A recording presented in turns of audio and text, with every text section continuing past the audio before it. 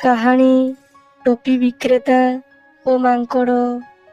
ବହୁ ବର୍ଷ ପୂର୍ବରୁ ଏକ ସହରରେ ଜଣେ ଟୋପି ବିକ୍ରେତା ରହୁଥିଲା।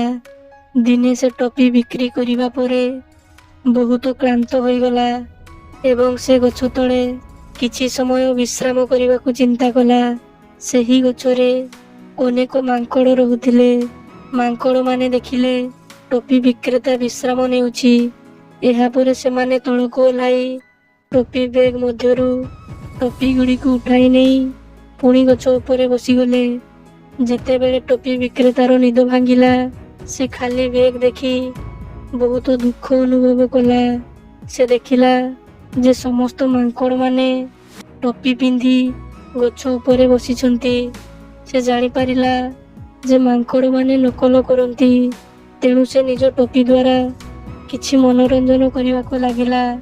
ତାକୁ ଦେଖି ମାଙ୍କଡ଼ମାନେ ମଧ୍ୟ ସେହିପରି କରିବାକୁ ଲାଗିଲେ। ଶେଷରେ ଟୋପି ବିକ୍ରେତା ଟୋପିଟିକୁ ଫୋପାଡ଼ି ଦେଲା। ଏହା ଦେଖି ମାଙ୍କଡ଼ମାନେ ମଧ୍ୟ ନିଜ ପାଖରେ ଥିବା ଟୋପିକୁ ଫୋପାଡ଼ି ଦେଲେ। ଏହାପରେ ଟୋପି ବିକ୍ରେତା ସମସ୍ତ ଟୋପି ଉଠାଇ ବେଗରେ ରଖି ସେଠାରୁ ଚାଲିଗଲା। ଶିକ୍ଷା: କଳି ଝଗଡ଼ା ଲାଗିବା ଅପେକ୍ଷା ଶାନ୍ତି, ଜ୍ଞାନ ଓ କୌଶଳ ଦ୍ୱାରା ପରିସ୍ଥିତିକୁ ନିୟନ୍ତ୍ରଣ କରାଯାଇପାରେ।